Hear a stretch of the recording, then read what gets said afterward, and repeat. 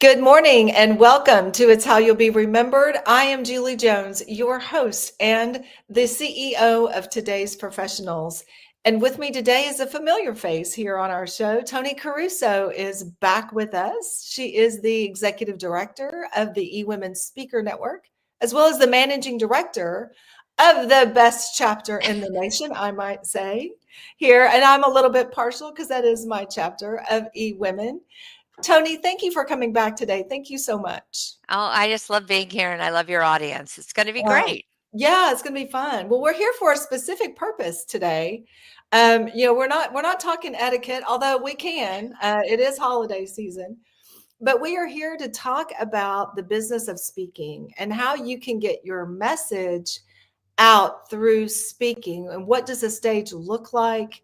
And you are going to actually be the speaker tomorrow at C Suite Synergy, our luncheon that we do every month, the first Wednesday of the month at Firebirds Wood Fired Grill. And we are excited to hear what you have to say about how we can grow our business through speaking. And this is something that you've been doing for quite a while. So tell us a little bit about your background and how you got started in speaking. I was born, no, we I won't go was- back that far. Um, I spent 30 plus years as an event planner. So sitting in the back of the room for those years, watching thousands of speakers on stage, and some of them, oh my God, amazing, just amazing. They went up there and they just nailed it. And then some not so much. And I started thinking about all the issues that these speakers were having, what they were doing wrong. And they didn't, and I want to tell you, they didn't know they were doing it wrong because they didn't know what they didn't know. So when COVID hit, my event business tanked. As you know, live events died, had to switch to the virtual. But I started to see that there was a space for speaker training. And it wasn't, how to do a great story and all the speaking things that everybody does. It was that it was a business and people were missing the fact that they had to treat speaking as a business in order to build their business. So I started my Academy for Speakers. And 2 years later, I was brought under the eWomen Speakers Network and took over their network. And I focus on helping entrepreneurs and business leaders become the expert in their field through speaking. And I love it. that is so great. I mean, and it's true that people don't know how to speak. And when we talk about speaking, we think of stages, like getting in front of hundreds of people, or getting up on a stage. But really, when you talk about speaking, you're talking about any stage where you are actually talking about your business, right? It's not just all stages. Well, I always say I start out and go, hey, raise your hand if you're a speaker. And you'll get 4 or 5 people in a room of 50 that raise your hand. And you're like, come on, people. You're in a networking group. You're speaking to other people. You are a speaker. You are your marketing arm of your business. And Mhm. if you cannot speak one on one or one to many with a clarified, focused message, then you are missing out on one of the biggest assets that you have. And that is the power that you have. You are the CEO of your business, the chief engagement officer. And Yep. that's what I want people to focus on. Yes. I agree because, in most networking groups, you have to have one-to-ones. Right. And so your message has to be clear there, but that is also a way that you're growing your business is by doing one-to-ones. And if you get up in a networking group and you present, like most people do, a spotlight of some kind, we're going to Right. highlight your business. So you get to talk about your business. You're going to be doing that tomorrow at C Suite. You're going to be talking to the people who usually go to C Suite to talk about how to grow your business through speaking. And then there is the business of getting stages, being asked to come and speak. And that's what I have actually tapped into over the last year or so is people are beginning to ask me to come and speak to their groups. As a matter of fact, I'm going to be Friday night. I'm going to be speaking at a gala um, for a networking group. I am she. No, she is her. And I'm so excited. No, I was like, but yeah, I'm going to be speaking there, and the whole gala benefits human trafficking. And so it is great. But how was I supposed to know that this would lead to, oh, I need to have my message out there because I'm speaking on stages now, and I'm actually on stages now, but it started networking. Right. And I think the mistake people make is they have this message and they want to share it with the world and bring joy to an audience. And that's all well and good if you're independently wealthy. If you are independently wealthy and you can fly all over the country and you can stay in hotels and Uber and food, all these different expenses that come with it when you're speaking on a stage. If you don't know how to offer from the stage in a genuine, honest way that people want to then work with you when you walk off the stage. Begin with the end in mind. What is it you want when you walk off the stage? And if you are not focused and if you don't have a strategy for that, you're going to be spending money and getting on stages and sharing your message, which is going to change lives. And I get it, but it costs money. It is a business, and I want you to think of it that way so that when you're asked to speak in front of a small group, 20 people is a great group now. Since COVID, the smaller the group, the more intimate the group, the better you are at closing business. So you need to understand that doesn't matter if the room is small or the room is 6,000, you're going to do better in a smaller group. So you need to be really clear on what you're sharing with that group and then what you're asking them to do. Maybe it's sign in for your free gift, follow you on Instagram, simple little things, building your business. What are those things that you can ask the audience to take action on that Right. they are then going to want to do? Yeah. You're exactly right. You have to have something at the end. And I think it's two parts. Number one, what do you want as the speaker? What are you going to walk away with? Because it is investing your time, whether you're Right. getting paid or you're selling. And then what does the audience get? Like, what do you want them to walk away with? Because you really want them to have value as well, too. It's value for both people. And really, if you're being paid to speak, and if you are speaking to sell a product, those are actually two separate things. Yeah, everybody says, I want to get paid to speak. Well, wouldn't Yeah. that be nice, to walk on a stage and get a check for $25,000? Great. But who are you? Yeah. Have you put in the hours? You're not Tony Robbins. We're not Mel Robbins. Someday.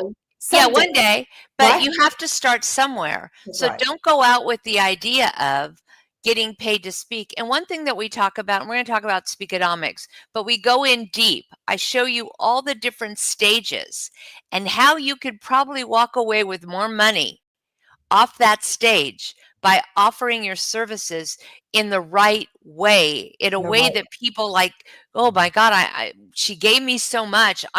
What could Mhm. she do for me in 6 months or a year in her coaching program? We're going to teach you how you negotiate those stages where you'll make more than if someone paid you $10,000 to speak on their stage. Exactly. Yeah. But it's a craft. Right. It's not something that just comes natural. It is something it's intentional, and it's actually, I think it should be part of your business plan. And as we start to prepare for 2026, and most of us already are, it's like, what are we going to do? How do we generate leads? How do we grow our business? Well, speaking is one way to generate those leads, generate interest, to let people see who you are, and to become known as the expert. Well, and also understand that you can practice one-on-one. When you are in networking situations or you're on a client call, whatever, please get away from the selling. You are not Yes. selling. You Right. are asking questions. You are being curious. So tell me about, what is your challenge? What's going on in your business today? Find out what their issues are and find out if you are uniquely qualified to solve that problem. It's a different conversation. Yeah. Don't be the one that's like, I could do this and I can do this. And stop with the eyeing, too much eyeing. We can help you with your issues when, whatever it is, but you need to be curious and you need to ask questions. I Stop agree. selling and start building relationships. I totally agree. I tell the story about when I first left education and started going into, networking. I was invited to a one-to-one. It was a coffee. Back then, this was pre-COVID. So back then, everybody had coffee. And so it was a morning coffee. I drove across town because we met at the gentleman's office or near his office at a coffee shop. And when I got there, he had said, when he said, let's have coffee, I love what you do. I got there thinking it was going to be a networking meeting. And what it was a sales call for him. He got there, he had the folder filled out. Here's the paperwork. Here's what we can do. And because he was a financial planner, what he really wanted is we met at a networking event. He heard me say that I just left education. And so what he wanted me to do is to roll over my TRS into his firm. It was not a one-to-one networking meeting. It was a sales call, and it was the biggest letdown that I had ever had. I just felt like the bait and switch, Right. you And know. we can spend a lot of our life. How many coffee meetings have you gone on and you're like, "Oh, we'll just have a quick coffee." And 3 hours later, you've had this conversation, you've wasted all this time, you've talked to this person, and it really wasn't the right fit for you.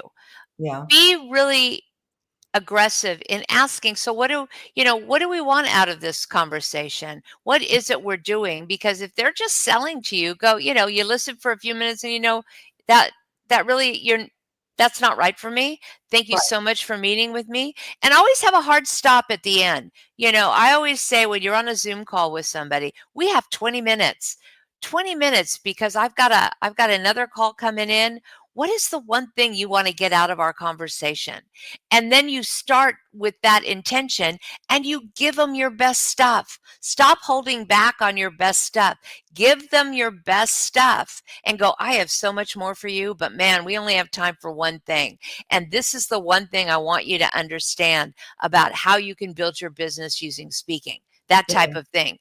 Yeah. And then go, hey, listen, if you want to work with me, if you want to do something and find out more, gosh, we could do some amazing things. Let's have another conversation. But Right. you could spend 3 hours, give Right. them everything you've got, and they walk away and they go, "Ooh, I've got all these great action items. I don't need her right now because I got to do all these different action items she just gave me." Stop giving Mhm. it all away, but Mhm. give them something really good. I always watch an audience. That was the one thing that was key to me is I would sit in the back of the room and I didn't watch the speaker as much as I watched the audience. Are Yeah. they getting on their phone? Are they taking notes? Are they leaning back? Are they falling asleep? Are they putting their coat on because it's too cold? Watch the audience. And if the audience isn't engaging with the speaker, I know that that speaker is somebody that isn't right for my audience and probably won't bring them back. But when I hear them walking away and they're engaged and they don't move, I mean, we had one speaker, 90 minutes he was on stage. I was mesmerized. The audience was mesmerized. Nobody moved. Nobody got up. And I went, oh my God, he's amazing. And let me tell you, he closed 65% of that room into his program. Amazing. He'll come back over and over and over Yeah. again. Yeah. Well, and that's something that, that we talk about too, and it is your message matters. And so how are you going to be different? I know, you like to say, how are you going to stand out from the sea of sameness? Right. Right? Because, it doesn't matter what you do. There's somebody on the next corner that does something similar to what you do. And so, how do you stand out? What makes you different And is I something think that that's you important. need to look at, I always say, look at the pain points that your ideal. the client that when they call on the phone, you're like, oh my God, Julie Jones, I want to talk to her. She's your favorite client. Everything you do with her is amazing. She's coachable. She listens. Your relationship works. Who is that one client? Because that's your avatar. That's the person you're going Right. after. Now, what are the three things that she came to you with problems and she needed you to solve? And why are you uniquely qualified to solve them? That is your message. Talk about the pain that they're going through and that you can help them. And you can use testimonials. I worked with Julie Jones and she had a problem. She was afraid to get on the stage. That was her biggest fear. And my God, she had such an amazing message. Tell those testimonials, talk about the people, because that's how they relate to you. You have to make them emotionally engaged in you in some Yeah. way or another. Yes. Yeah, I mean, you have to grab their attention somehow, through whether it's through emotions where they're gravitated to you, whether you're interesting, you're funny, you're giving them facts and research. You have to really give them what they want in order to capture their attention. Exactly. And it's like a song. You have the chorus, it's got the sad parts and everything. And I always say, if they're crying, they're not buying. So you have to make sure that when you are talking about something that's emotional, it's a traumatic thing that you've gone through, and you want them to relate to that, because that is your ideal audience, are Mhm. people that are in trauma or on the other side of it or getting out of it. But you have to leave them on a high note. With You hope. had the same trauma. Now you've gotten over it and you've seen the light of day, and I can help you do it as Get well. there I too. always say, if they're going in their purse getting tissues out because they're crying, they're not getting their credit card out. So think about it. You Yeah. got to, and when you're in the middle of a trauma is not the time for you to talk about your trauma. Yeah. It's too raw. Yeah. You want to talk about it when you've gotten through it and you've been Yeah. successful. Yeah. Yes, absolutely. Because people want the hope that you Right. have because they're living through you, right? Right. And so they want to know, oh, if she's been through it and look at her now, I want to be where she is now. So how Right. do I get from my stuckness or where I am today to where I am there? And And also, she understands the pain that I'm going through. I yeah, mean, I always that's use the example of a divorce lawyer. And I want the divorce lawyer who has the story of when she came home, she opened the door, furniture, everything was gone in the house. And the note said, I'm selling the house. I've left with my secretary or whatever. Instead yeah, of the girl that just got out of law school and she decided to do divorce. I want the woman who's been there and she's been through the trenches. So I know that she understands how I mhm, feel and the yes, emotions I'm going through. But she's gotten to the other end and I need her to help me get there. exactly. Debbie Barber, thank you Yeah. for joining us. Good to hear. She says, if they're crying, they aren't buying. Bring them into the light. I Yeah, love that. It's one of that's my going to be favorite the motto. sayings. Yeah, yeah, that's great. Debbie, I'm looking forward to seeing you tomorrow too at C Suite Synergy. Yeah, so we're going to talk more about this and how can you sell from the stage, grow your business from the stage, and maybe eventually get paid to speak. It's always fun when you get in front of the stage. I Well, have a and can I say something on that really yeah, quick? yeah, I want us to stop talking about selling from the stage. You are not selling from the stage. You are offering someone the opportunity to to change their lives yeah, that's by right, working with you. right. It's a different mindset. You are Mhm. a giving person. And let me tell you, there is one person out there in every audience that needs to hear your story. So stop holding it Absolutely. in. Yeah, Stop thinking, oh, I'm not good enough. And stop thinking that, oh my gosh, there's so many people out there saying what I'm saying. But your story is unique and different, and it's going to resonate with people. So understand that when you're on the stage, one person in that audience needs to hear what you have to say. right. And That. if that's the only person you connect with, my God, you can change their life. Yeah. You bring up a really good point. And we had Lindsay Schradel on last week, and she was talking about sales.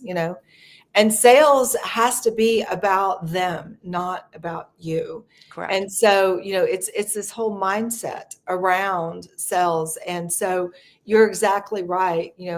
Speaking from stages and growing your business from stages is definitely a way to grow your business, but it's like networking. It's, be curious and find out what your audience needs and provide for them. So I like that you said that. Um, I just lost my whole thought of what I was going to ask you. I had a great question. It'll come to you. It's all good. It's all good. It's just one of those things that happens as I can't, Gary Keller wrote the book called The One Thing. And it's like your brain really is wired to do one thing. You can't Right. really multitask. That's why when I'm in a conference or something and I have like, I have a question, I always write it down because I know that I'll Yeah. raise my hand and they'll go, "So, Tony," and I'm like, "Oh my God, I don't I remember." don't know. I Yeah. just had something. It was It was I'm really sure, important. I'm sure it was life changing. I'm sure it was. But I also, I really want people to understand, like we have at eWomen, if you're a new member, you get a minute in front of the stage. I Mhm. want women to stop writing out their 1 minute and getting up and reading it off their phone. Because let me tell you, if you own a business and you cannot talk about your business, who you are, how you serve, what you do, without reading it off a phone or a piece of paper, I understand speaking is scary, but come on. You're the expert in your field. You need to show up professionally and act like it. This is the question I was going to ask. Oh, good. How do we talk to people who say, I don't like speaking in front of people? What do you say to them? Well, I say to them, you're speaking to people every day. What is it? Are you nervous having a phone conversation? Are you nervous doing, oh no, one-to-one is fine. All right, great. Start there. Then speak to 5 people. Get in front of your networking group in front of 20, 30 people. Start small. I always say when you're starting speaking, do not book and pay to be on a stage with 200, 300 people for your first time. Oh my You're gosh. going to fail. Yeah. And then you're going to feel horrible when you walk off the stage. It's like, oh my God, I'm no good. Yeah. It's practice. Everything you do in life, it takes practice. When I started this, oh my God, I had to have a coach because I went from talking about being an event planner to talking about being a speaker trainer, and I didn't know what to say. So I Yeah. had to have a coach to help me. Like, what are those words? Yes. It takes practice, and this is Yeah. years of practicing. And there are many opportunities. Podcasting is a great way, excellent way for you to hone your talk. That's exactly why I started this show right here, is because I wanted to get in front of the camera and get in front of people and learn to talk, just to talk, because I'm so shy. A lot of people don't think that I am, but I am. And I used to stand up in my den when nobody's home, and I would just go through a talk, and I just pretend that I'm, doing what I'm doing, and I just practice with just myself.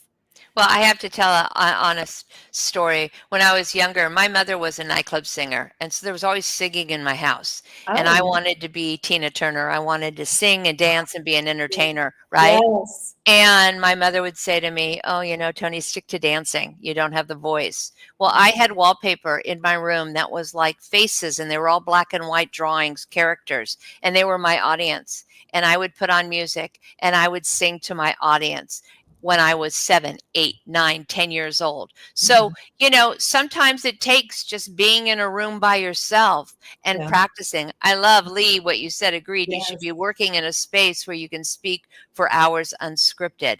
Yes. It's just, Thank you, Lee. Good to see you.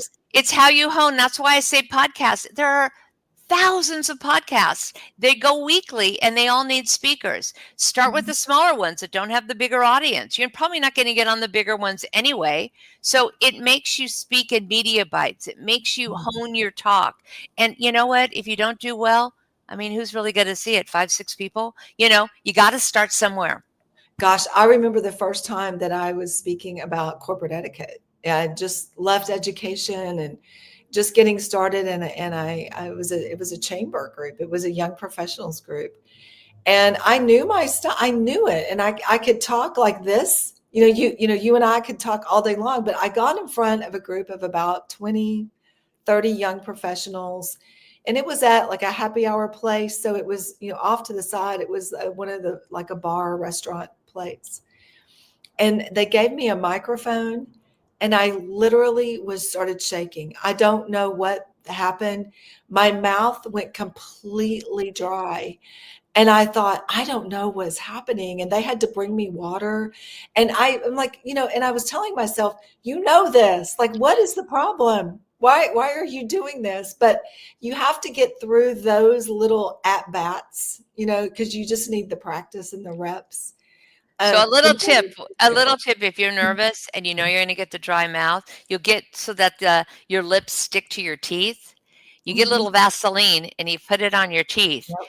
and your lips won't stick. I learned that because I did it the first time I walked off the stage. I'm like, water, because I was hosting something coming on and off. And Yeah. somebody said to me, "Oh, you need Vaseline," because my lips were sticking to my teeth. It happens, you know. The It's bigger the normal. stage, the more pressure it is. I Yeah. had a girlfriend that was speaking at a luncheon, and this was back in Calabasas years ago.